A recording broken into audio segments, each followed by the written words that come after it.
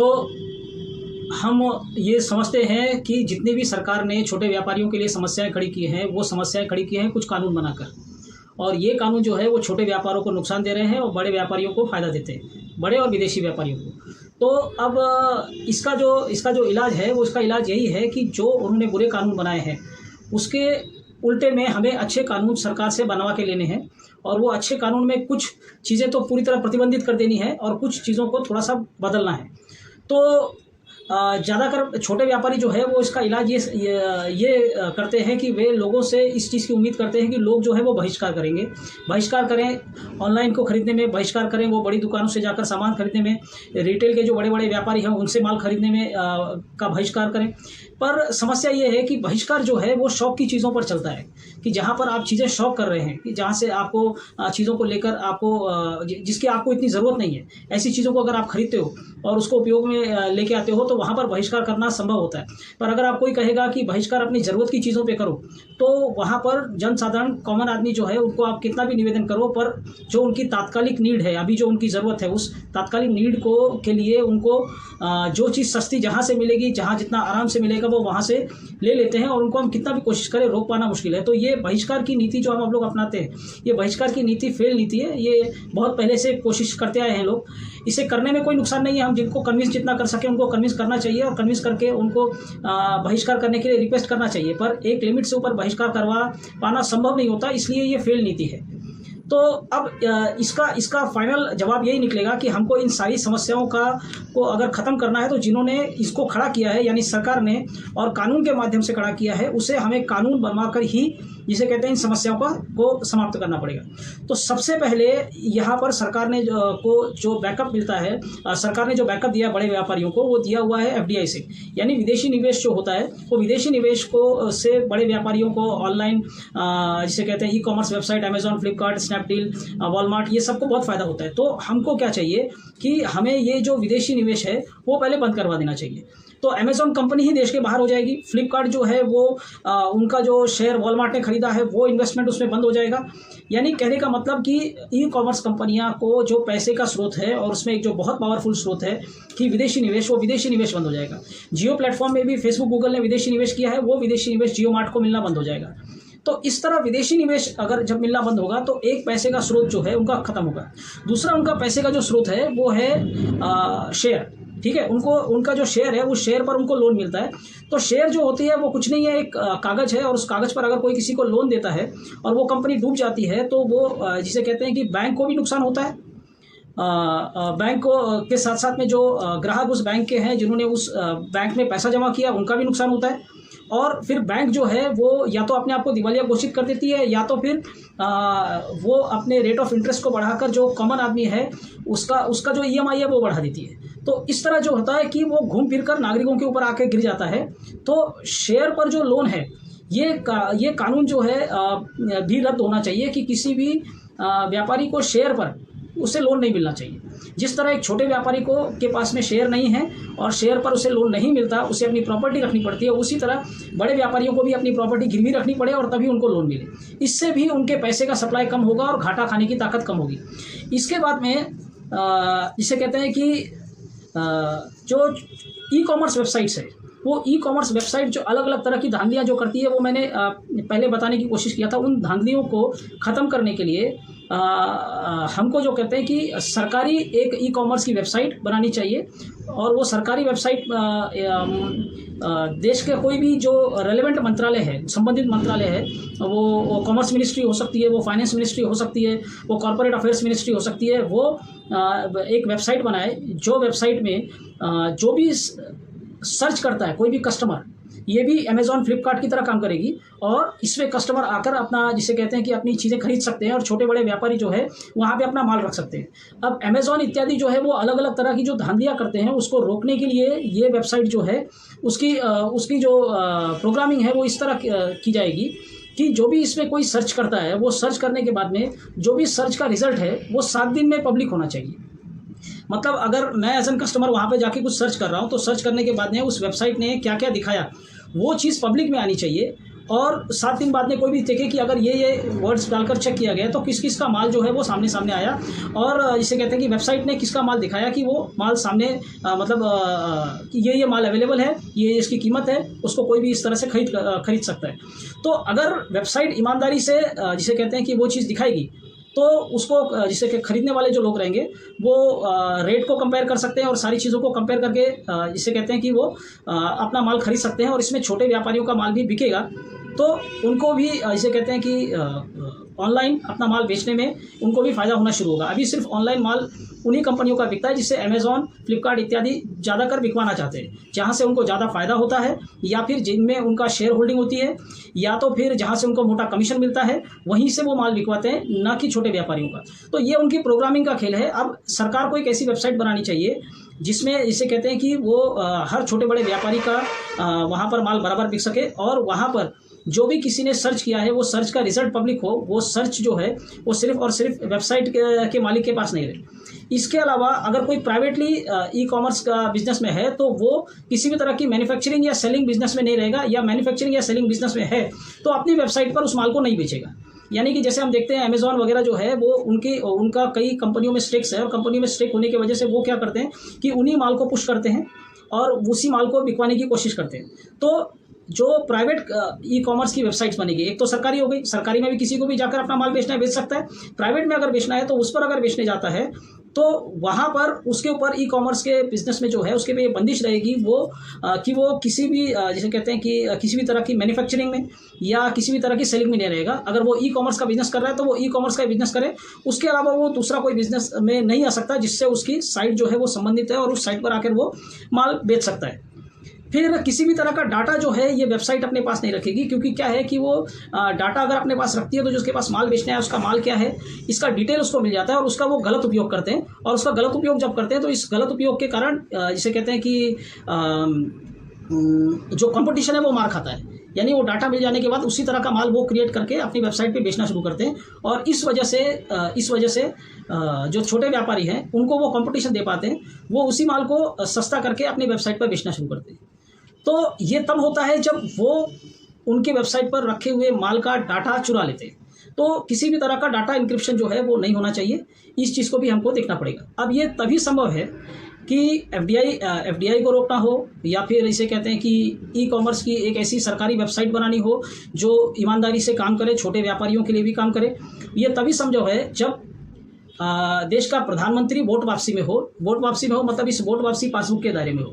ये वोट वापसी पासबुक के दायरे में होने का मतलब ये है कि देश के नागरिक कभी भी हाँ या ना में अपना खुला बहुमत सिद्ध करके देश के प्रधानमंत्री की कुर्सी बदली कर सके। यानी देश के प्रधानमंत्री को जितने सांसदों का समर्थन है, उनको जितना वोट मिला है, उससे ज़्यादा लोग अगर खुला समर्थन किसी और के प्रति व्यक्त कर देते हैं तो प्रधानमंत्री की कुर्सी उनको छोड़नी पड़ेगी।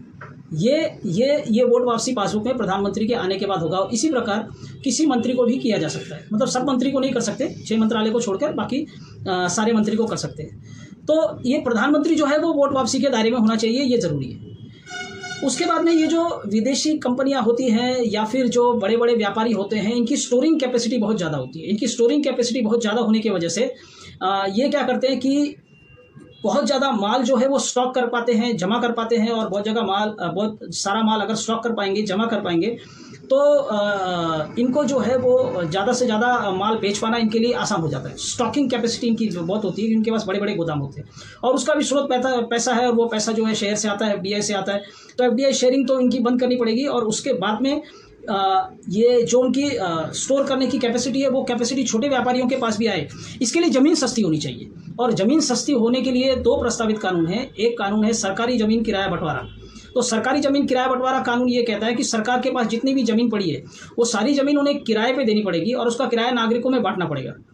तो सरकार के पास जितनी ज़मीन पड़ी है, सरकार जो है वो ज़मीन की सबसे बड़ी कालाबाजारी करने वाली संस्था है।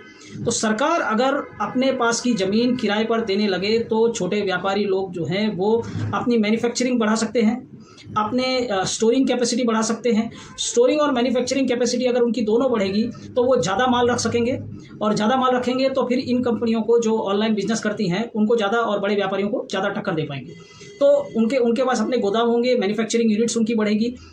इसके वजह से जिसे कहते हैं कि उनके पास में ज़्यादा सस्ता माल भी आ सकता है क्योंकि मैन्युफैक्चरिंग बढ़ेगी, और फिर वो टक्कर दे पाएंगे चाइना के भी माल को, और ये बड़ी बड़ी कंपनियां के माल को भी वो टक्कर दे पाएंगे।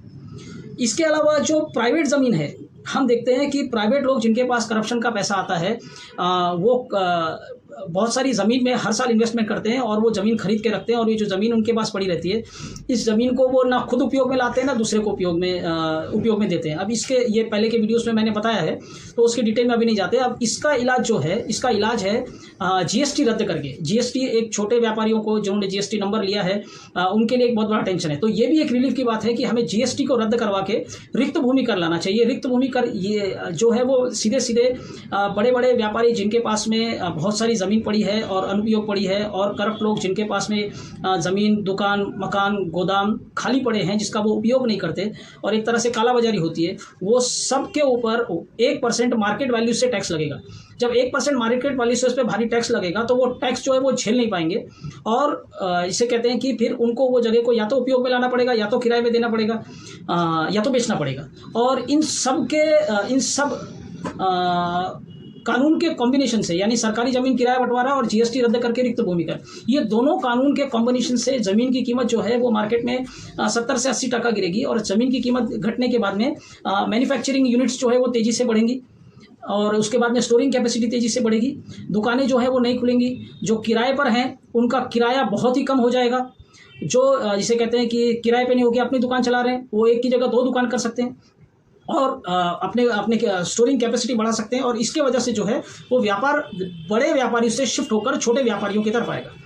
तो इस तरह ये समाधान है, यानी सरकारी ज़मीन किराया बंटवारा, जीएसटी रद्द करके रिक्त भूमि कर, विदेशी निवेश को जिसे कहते हैं रिटेल सेक्टर में पूरा बंद करने का कानून, रिड्यूस एफटीआई, उसके बाद में शेयर पर लोन, ये जो है ये सारे के सारा कानून जो है वो पूरी तरह ओनर्स को, यानी बिजनेस, यहाँ पर बोनस को शिफ्ट करेगा, फोकस को जो है वो छोटे व्यापारियों की तरफ लाएगा, और छोटे व्यापारियों की तरफ जब फोकस शिफ्ट होगा तो उनका बिजनेस जो है वो बढ़ेगा, और बड़े व्यापारी जो खाली जुगाड़ पर चलते हैं, देशी विदेशी जुगाड़ पर चलते हैं, देशी विदेशी इन्वेस्टमेंट पर चलते हैं, वो सारे लोगों को कंपटीशन करना पड़ेगा। ये कंपटीशन नहीं करते, जुगाड़ पे चलते हैं। कंपटीशन जो करते हैं वो छोटे व्यापारी करते हैं, और फिर भी वो नुकसान उठाते हैं क्योंकि सरकार जो है वो इनको फेवर करती है। तो वोट वापसी, प्रधानमंत्री का कानून, जीएसटी रद्द करके रिक्त भूमि कर का कानून, सरकारी ज़मीन किराया बंटवारा का कानून, और रिटेल सेक्टर में एफटीआई पूरी तरह बंद होनी चाहिए, ये कानून आने चाहिए। अब जीएसटी के साथ में दूसरी समस्याएं क्या आती है? जीएसटी के साथ में समस्या आती है डबल टैक्सेशन की। जीएसटी में जिस तरह माल लिया जाता है कंपनी वाले से, फिर वो ट्रेडर के पास से होलसेलर के पास, होलसेलर के पास से रिटेलर के पास। अब इस पूरी चेन में अगर बीच में कोई छोटा व्यापारी है जिसने जीएसटी नंबर नहीं लिया है, तो उसके साथ में जीएसटी नंबर वाले धंधा नहीं करेंगे। अगर वो लास्ट में है चेन के, यानी वो रिटेलर है, तो फर्क नहीं पड़ता, पर अगर वो बीच में है, यानी वो ट्रेडर है या फिर वो होलसेलर है, तो ऐसे में वो आदमी जीएसटी वाला होना ही चाहिए। क्यों जीएसटी वाला होना चाहिए? क्योंकि वो जीएसटी का क्रेडिट सामने से लेगा और सामने वाले को जीएसटी क्रेडिट ट्रांसफर करेगा। अगर उसके पास में जीएसटी नंबर नहीं है, यानी वो जीएसटी वाला नहीं है, तो सामने से जीएसटी का क्रेडिट ले नहीं सकता और सामने ट्रांसफर नहीं कर सकता। ऐसे में हर व्यापारी जो जीएसटी वाला नहीं है वो चेन में बीच में नहीं टिक सकता। और अगर कोई है ऐसा, तो उसके आगे वाले व्यापारी को, यानी रिटेलर को डबल टैक्स भरना पड़ेगा। तो डबल टैक्स भरना पड़ेगा तो उसका माल महंगा हो जाएगा। तो वो ऐसे व्यापारी के साथ में धंधा ही नहीं करेगा जो चेन में हो, लेकिन उसके पास में जीएसटी नंबर नहीं है। जीएसटी नंबर नहीं होने की वजह से नुकसान उसको उठाना पड़ेगा। टैक्स जिसके पास जीएसटी नंबर नहीं है वो जीएसटी नहीं भरेगा, पर वो जीएसटी का पूरा जो हिसाब किताब है वो उसके पे फट जाएगा, और वो जीएसटी का पूरा पैसा उसको भरना पड़ेगा। इसको बोलते हैं डबल टैक्सेशन। तो पूरी जो चेन है, उस पूरी चेन में बीच में कोई भी व्यापारी ऐसा नहीं होना चाहिए जिसके पास जीएसटी नंबर ना हो। अगर जीएसटी नंबर उसके पास नहीं है तो उसके आगे वाले को, यानी रिटेलर को या कॉम्पोजिट वाले को, उसका जीएसटी का पैसा भरना पड़ता है। इस वजह से बीच में कोई भी आदमी नॉन जीएसटी वाला चलता नहीं है और उसके साथ में कोई धंधा नहीं करता। ऐसे सारे बिजनेसमैन, ऐसे सारे व्यापारी जो बीच में हैं और जीएसटी नंबर नहीं है, वो चेन के बाहर हो जाते हैं। तो जीएसटी नहीं है तो आप चेन के बाहर हो गए। अब आपके पास इलाज बचा कि आपको जीएसटी लेना है। अगर आपने जीएसटी ले लिया तो जीएसटी लेने के बाद में समस्या ये आ जाती है कि आपको जीएसटी का पूरा खर्चा उठाना पड़ता है। यानी एक जो बड़ी कंपनी होती है, बड़े बड़े व्यापारियों के पास में सीए होते हैं, बड़े बड़े कॉर्पोरेट के पास में पहले से टैक्स का डिपार्टमेंट होता है और सारी चीजें उनके पास शुरू से रेडी रहने की वजह से उनको जिसे कहते हैं कि एडिशनल खर्चा कुछ नहीं आता। पर एक छोटा व्यापारी जो है, वो छोटे व्यापारी के ऊपर ये एक बड़े खर्चे के जैसा होता है और उसके पास सीए रखना, जीएसटी भरने का मगजमारी करना, लेट हो जाने पर फाइन भरना, दिन के हिसाब से फाइन भरना, ये सारे काम जो है उसके लिए एक एडिशनल बर्डन होते हैं और ये एडिशनल बर्डन को उसको लेके चलना मुश्किल काम है। तो ये जो प्रॉब्लम है, ये प्रॉब्लम उसके लिए रहेगा जो जीएसटी नंबर ले लेगा। जीएसटी नंबर लेना ही पड़ेगा, अदरवाइज आप उस चेन में बीच में नहीं टिक सकते। तो अब आपको चेन में बीच में टिकना है, यानी ट्रेडर बनना है, होलसेलर बनना है, तो आपको जीएसटी नंबर लेना है। जीएसटी नंबर लेना है तो जीएसटी नंबर को पालने का जितना खर्चा है, उसका रिटर्न फाइल करने का जो कुछ मगजमारी है, वो सारी मगजमारी या तो खुद करो काम धंधा छोड़ के, और या तो सीए का खर्चा उठाओ। तो ये सारा झंझट जो है वो छोटे व्यापारी के ऊपर आ जाता है। अब उसने जीएसटी नंबर ले लिया तो फिर आता है missing trader problem. Missing trader problem में क्या होता है कि अब ऐसा हमेशा होगा कि व्यापार में कभी ना कभी किसी न किसी को घाटा लग जाए, नुकसान हो जाए, या फिर उसकी नीयत खराब हो जाए, वो पैसा ना भरे, या तो उसके साथ में किसी भी तरह की समस्या आ जाए और उसने जीएसटी नहीं भरा। तो दूर का व्यापारी है जो जीएसटी नहीं भरा, अब मुझे देश भर में कहीं भी व्यापार करना है और वो सामने वाला को मैं नहीं जानता और मेरे दिमाग में हमेशा शक लगा रहेगा कि भाई ये मैं इसको जानता नहीं, इसके साथ में कभी व्यापार नहीं किया, तो ये अगर कल को जीएसटी इसने नहीं भरा तो वो मेरे पे फट जाएगा, मैं इसको नहीं जानता। तो ऐसे केस में मैं ऐसे आदमी से व्यापार करना ठीक समझूंगा जिसके जो ऑलरेडी मजा हुआ है, जिसका नाम बहुत है, इसके पास पैसा बहुत है, संपत्ति बहुत है, उस पर इस तरह का शक नहीं कर सकते कि वो कल को भाग जाएगा या जीएसटी नहीं भरेगा, उसका धंधा कंटिन्यू रहने वाला है, इस बात का विश्वास रहेगा। ऐसे ही आदमी से धंधा करेंगे। तो इसमें जो छोटे व्यापारी हैं, जो स्ट्रगल कर रहे हैं या नए हैं, ऐसे लोगों के साथ में धंधा करने के बारे में लोग नहीं सोचेंगे। ये लोग जो है उनका धंधा धीरे धीरे मार खाएगा और उनको पता भी नहीं चलेगा एक्चुअल में उनके साथ में क्या हो रहा है। उनको ऐसा लगेगा कि ये मंदी है और ये जीएसटी के प्रॉब्लम की वजह से उनके साथ में लोग धंधा नहीं करेंगे। वो ये सोच के बैठेगा कि मेरे अंदर कोई कमी है और धंधे में कोई खराबी है, माल में कुछ कमी है, इस तरह की चीजें सोचता रहेगा। पर बेसिकली हो क्या रहा है, क्योंकि वो नामचीन नहीं है, उसके पास में संपत्ति नहीं है, प्रॉपर्टी नहीं है, उसका व्यापार बड़ा नहीं है, तो लोग उसके साथ में धंधा नहीं करना चाह रहे। ये चीज उसको समझने में टाइम जाएगा और तब तक में उसका धंधा जो है वो मार खाएगा। अब ये प्रॉब्लम जो है, ये प्रॉब्लम उसके साथ में टिकी रहेगी और ये प्रॉब्लम को उसको झेलते रहना पड़ेगा। ये इसको बोलते हैं मिसिंग ट्रेडर प्रॉब्लम। ये मिसिंग ट्रेडर प्रॉब्लम जो है ये छोटे व्यापारियों को मारेगी। अब ये जो छोटे व्यापारियों का धंधा है, ये टूट के ऊपर वाले व्यापारी के पास जाता है। जब ये टूट के ऊपर वाले व्यापारी के पास जाता है तो उसको ये लगता है कि जीएसटी से फायदा हो रहा है। जो मार खाता है उसी को समझ में आता है और ये प्रोसेस बहुत धीरे धीरे होता है और धीरे धीरे होते हुए प्रोसेस में नीचे वाला जो है वो कटते जा रहा है और ऊपर वाले के पास इसका धंधा ट्रांसफर हो रहा है। ऊपर वाले के पास में जैसा जैसा इसका धंधा ट्रांसफर होगा, वो धंधा ट्रांसफर होने से उसका धंधा बढ़ेगा और किसी का धंधा धीरे धीरे बैठ के बंद हो जाएगा। ये जो ऊपर की तरफ धंधा ट्रांसफर हुआ, वो आदमी सारे जीएसटी से खुश होंगे, उनको लगेगा जीएसटी अच्छी चीज है और बाद में उसके बाद ये राउंड चलेंगे और जैसे जैसे इसके राउंड चलेंगे वैसे वैसे जो जिन्होंने किसी के धंधे बंद होने से अपनी तरफ धंधा खींचा है उनका नंबर आएगा और ये प्रोसेस चलता रहेगा जिसमें नीचे से ऊपर की तरफ धंधा ट्रांसफर होता जाएगा और जो ऊपर वाले हैं वो टाइम के साथ में मार खाएंगे। तो ये मिसिंग ट्रेडर प्रॉब्लम और डबल टैक्सेशन, ये प्रॉब्लम जीएसटी के साथ में दो प्रॉब्लम। तीसरी जो आती है वो आती है जीएसटीएन। जीएसटीएन मतलब जीएसटी नेटवर्क। ये जो जीएसटी नेटवर्क है ये एक प्राइवेट कंपनी है जिसका 51% स्टेक जो है वो प्राइवेट है, यानी ये कोई सरकारी नहीं है, दिखने में सरकारी लगती है पर सरकारी नहीं होकर ये प्राइवेट है। तो ये प्राइवेट के पास में हम जो है वो अपना धंधे का सारा हिसाब किताब भेजते हैं, यानी एक प्राइवेट संस्था, बोलिए एक प्राइवेट संस्था जो हमको लगता है कि सरकारी है पर सरकारी नहीं होकर ये प्राइवेट है और इसके पास में हमारे धंधे में हमने माल कहाँ से खरीदा, कितने में खरीदा, पेमेंट कैसे किया, कब किया पेमेंट, और ये सारा जो कुछ है वो ब्यौरा जो है वहां पर जाता है। अब ये बड़े कॉर्पोरेट्स अगर उनको हमारे इलाके में अपनी चेन खोलनी है या अपना बिजनेस खोलना है तो वो ये जीएसटीएन के लोगों से इस बात का पता लगा सकते हैं कि हम कौन सा माल कहाँ से लेते हैं, कौन हमारा सप्लायर है, हम किस रेट में लेते हैं, पेमेंट कैसे करते हैं, और वो सारी इंफॉर्मेशन लेके जिस इंफॉर्मेशन से वो हमसे कम्पीट कर सके और वो सारी इंफॉर्मेशन लेकर हमारे लिए इस धंधे को मुश्किल कर सकते हैं या फिर उन सारी इंफॉर्मेशन से हमारा धंधा जो है वो धीरे धीरे मार सकते हैं। तो ये आता है उन लोगों के लिए जो कॉर्पोरेट से कम्पीट कर सकते हैं, ऐसे लोग जो कुछ करोड़ों की पार्टियां हैं, उनका उनका जब राउंड आएगा, तो उनका राउंड जब आएगा तो ये जीएसटीएन से वो इंफॉर्मेशन निकाल के, यानी कोई सुनार है तो सुनार के बाजे में टाटा को अगर तनिष्क को खोलना है तो वह वहां के सुनारों का पूरा हिसाब किताब जीएसटीएन से निकाल सकता है।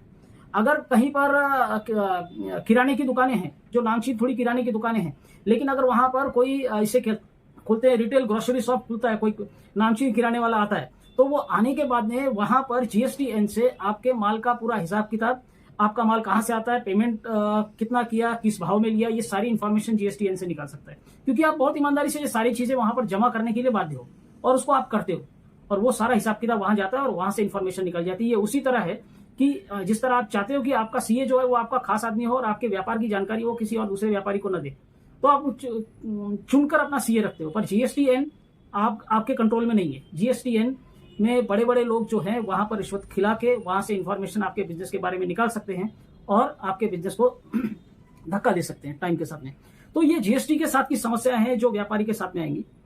लेकिन शुरू से जो हमने डिस्कस किया है कि सबसे ज्यादा पैसे का जो बड़ा स्रोत है, वो पैसे का बड़ा स्रोत है मिनरल्स का पैसा। तो ये टाटा, बिरला, अंबानी, ये बड़े बड़े व्यापारी, इनके पास में जो मिनरल्स के लूट से पैसे आ रहे हैं, वो सारे पैसे को ये जिसे कहते हैं कि अपने रिटेल बिजनेस की फंडिंग में लगाकर लगातार घाटा झेल सकते हैं। तो अब ये जो मिनरल्स है ये बेसिकली है किसका? ये मिनरल्स जो है वो देश के सारे नागरिकों का है, और इसकी कमाई किसकी है? वो देश के सारे नागरिकों की। सरकार जो है वो केयर टेकर है, सरकार को केयर टेकिंग से ऊपर उसके ऊपर उनको और कुछ इसमें नहीं मिलना चाहिए। वो एक मैनेजर है जो हमारे सारे खनिजों का ध्यान रखना और वो खनिज को निकालकर उसका पैसा हमको हमारे अकाउंट में डालना, ये उनका काम होना चाहिए। तो आज होता क्या है कि सरकार ये सब निकालती है, उसका रेवेन्यू अपने पास रखती है और सरकार ऐसे कहती है कि वो विकास योजनाओं में इसको खर्च करेगी। तो मेरे हिसाब से ये गलत है। सरकार को जो चलना है वो सरकार को टैक्स पर चलना चाहिए। अपना खर्चा सरकार को और अपनी सारी योजनाएं जो है वो टैक्स के पैसे से लगानी चाहिए, खनिज से नहीं। तो ये इसको रोकने के लिए खनिज मुनाफा बंटवारा का एक कानून आएगा जो हम देश में लाना चाहते हैं। और एक खनिज मुनाफे के बंटवारे के कानून में राज्य लेवल पर और देश के लेवल पर एक रॉयल्टी ऑफिसर, खनिज अधिकारी जो है वो नियुक्त किया जाएगा, जो कि जैसे पहले भी बताया कि ये वोट वापसी पासबुक के दायरे में होगा। ऐसे वो वोट वापसी पासबुक के दायरे में होगा, यानी उसकी कुर्सी नागरिक जो है वो एक खुले जनमत में कभी भी बदल सकते हैं। तो नागरिकों के पास ये अधिकार होगा कि राज्य के और केंद्र के खनिज अधिकारी की कुर्सी बदलने का वो काम कर सकते हैं, और उनको दंड देने का अधिकार ज्यूरी कोर्ट के पास होगा। यानी नागरिक ही उनका दंड भी निर्धारित करेंगे और नागरिक जो है उनकी कुर्सी बदली करेंगे। तो ये ऑफिसर जो होगा राज्य लेवल का, अलग अलग राज्यों का और केंद्र का, ये काफी ईमानदारी से काम करेगा। ये एफिशिएंट भी होगा क्योंकि नागरिकों ने उस पर काम को देखकर ही उसको उस कुर्सी पे बैठाया होगा। और ये क्या करेगा कि देश में जितना भी खनिज निकलता है वो सारे खनिज का पैसा एक अकाउंट में जमा करेगा।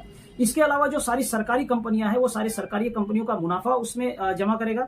फिर उसके बाद में 4G 5G जो स्पेक्ट्रम लॉन्च होता है उसके बाद उसका जो रेवेन्यू सरकार के पास आता है वो भी उस अकाउंट में जमा करेगा। और सरकार के पास जितनी जमीन है वो सारी जमीन किराए पे देने के बाद में जो किराया आएगा वो भी उसी अकाउंट में जमा करेगा।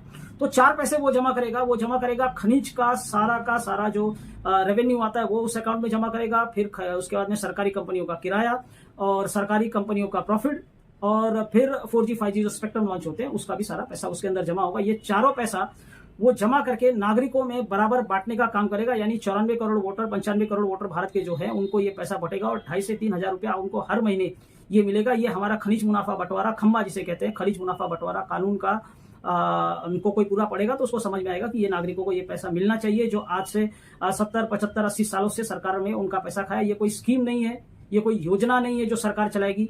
ये जिसको कहते हैं कि पूरी प्लानिंग से की गई लूट है जो इतने सालों से होती आई, और इस लूट को नागरिकों की लूट के पैसे को ये बड़े बड़े कॉर्पोरेट्स लेते हैं और उसको अलग अलग धंधों में इन्वेस्ट करते हैं। तो अब ये नागरिकों का पैसा, और ये नागरिकों का पैसा नागरिकों के अकाउंट में जाना चाहिए। 2,500 से 3,000 रुपया अगर नागरिकों के अकाउंट में जाएगा तो उससे उनके परचेसिंग कैपेसिटी बढ़ेगी और वो छोटे व्यापारियों से माल खरीद सकेंगे।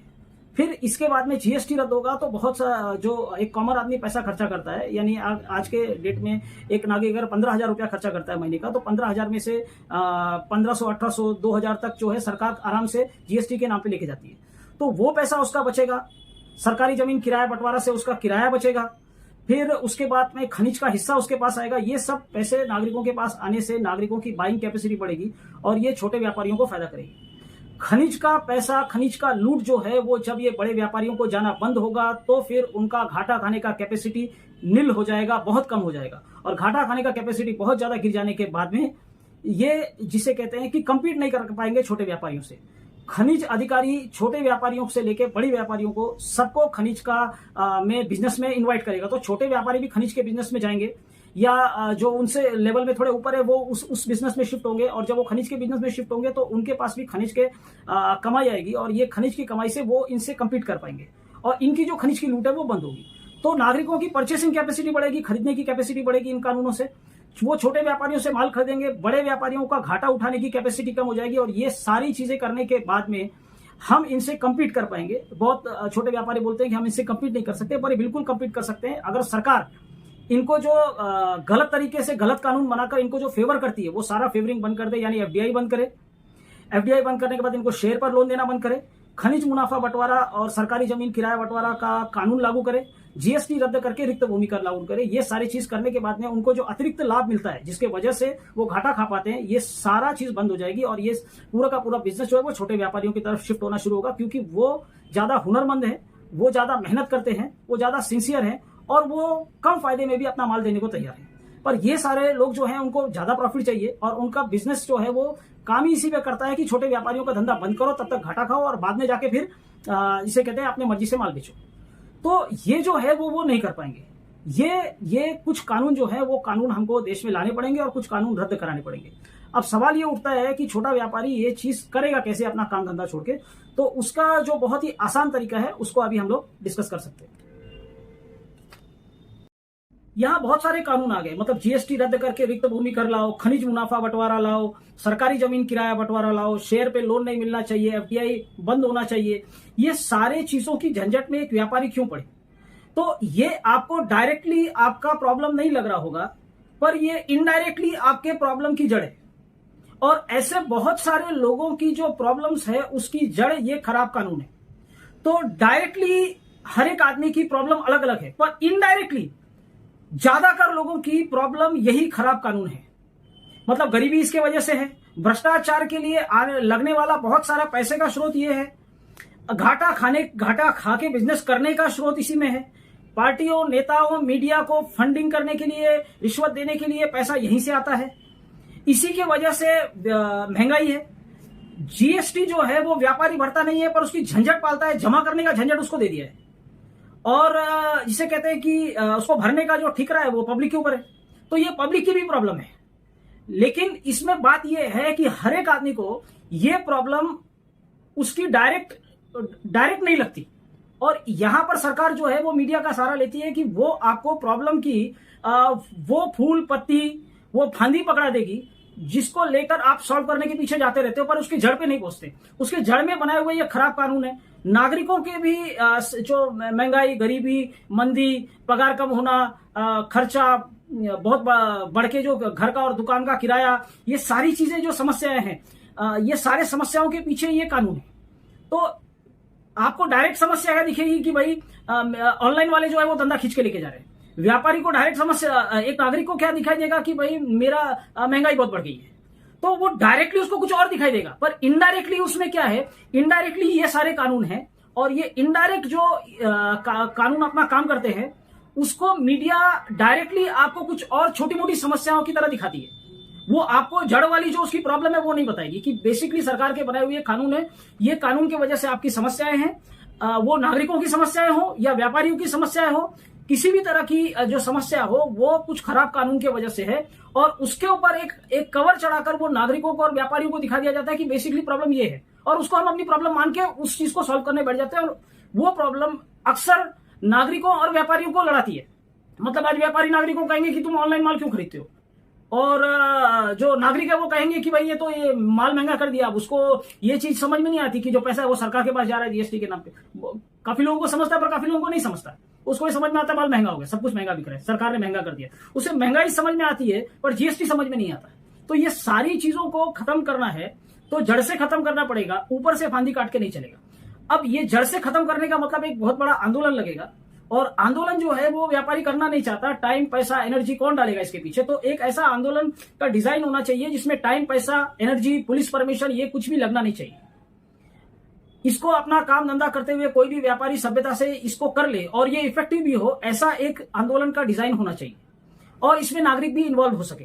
तो ऐसा एक आंदोलन जो है वो राइट टू रिकॉल पार्टी की तरफ से चल रहा है कि जिसमें हर महीने की 5 तारीख को हम नागरिक कर्तव्य दिवस मनाते हैं। नागरिक कर्तव्य दिवस के दिन मुख्यमंत्री और प्रधानमंत्री को इस तरह के पोस्ट कार्ड पर, ये 50 पैसे का पोस्ट कार्ड आता है, इस पर खुला मुख्यमंत्री और प्रधानमंत्री को इन कानूनों की मांग रखते हुए इन कानूनों को लेके आने के लिए और खराब कानून रद्द करने के लिए आप जिसे कहते हैं डायरेक्ट ऑर्डर भेज सकते हो। तो आप ये डायरेक्ट मुख्यमंत्री और प्रधानमंत्री को महीने की 5 तारीख को इफ पॉसिबल 5 बजे, और अगर आपको ये भी नहीं जनता तो महीने के किसी भी दिन आप मुख्यमंत्री और प्रधानमंत्री को डायरेक्टली इसको भेजो और हर महीने की 5 तारीख को इसकी संख्या बढ़ाते जाओ।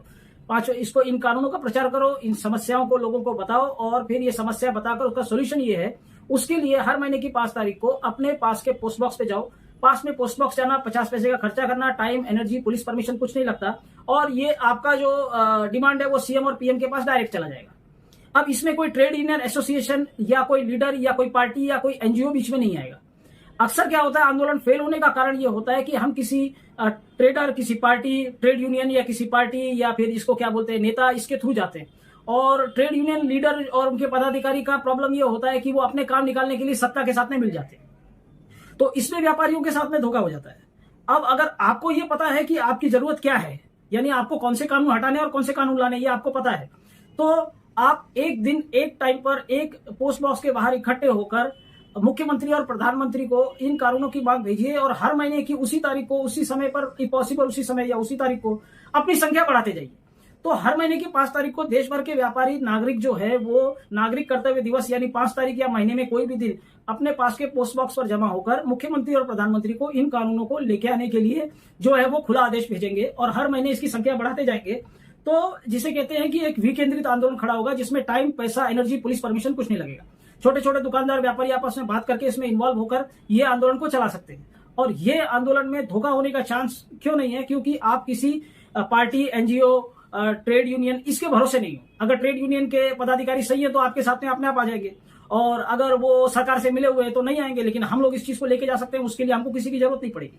तो ये चीज अपने आप जो है वो चलेगी और हर महीने बढ़ती जाएगी और एक ही दिन, एक ही समय जब भीड़ बाहर निकलने लगेगी और जिसका कोई लीडर नहीं होगा, जिसको कोई रोकने वाला नहीं होगा, तो सरकार के ऊपर दबाव आएगा। सरकार उसी तरह के आंदोलन को जिसे कहते हैं कि उसी तरह के आंदोलन को टैकल कर सकती है जिस तरह के आंदोलन में कोई लीडर हो, कोई 10 लोगों की कमेटी हो, कोई एनजीओ का हेड हो, कोई पार्टी का अध्यक्ष हो, तो वो उनको डील कर लेते हैं।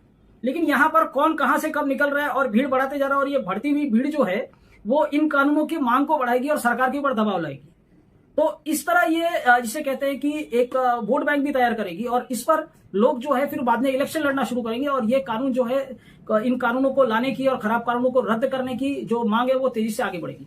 और जब आप इसको भेजते हैं सरकार को, तो सरकार को भेजने के बाद में आपको एक नागरिक कर्तव्य रजिस्टर भी बनाना है जिसके अंदर आप इस तरह का जो आपका भेजा हुआ पोस्ट कार्ड है, देखिए मैंने अलग अलग डेट को ये पोस्ट कार्ड भेजा हुआ है और इसका जेरोक्स आपको एक रजिस्टर में चिपका के रखना है। अगर आप इसको रजिस्टर में चिपका के रखते हो तो जिसे कहते हैं कि ये एक प्रूफ बनेगा कि सरकार के पास में ये गया है और एक ये मीडिया के जैसे काम करेगा।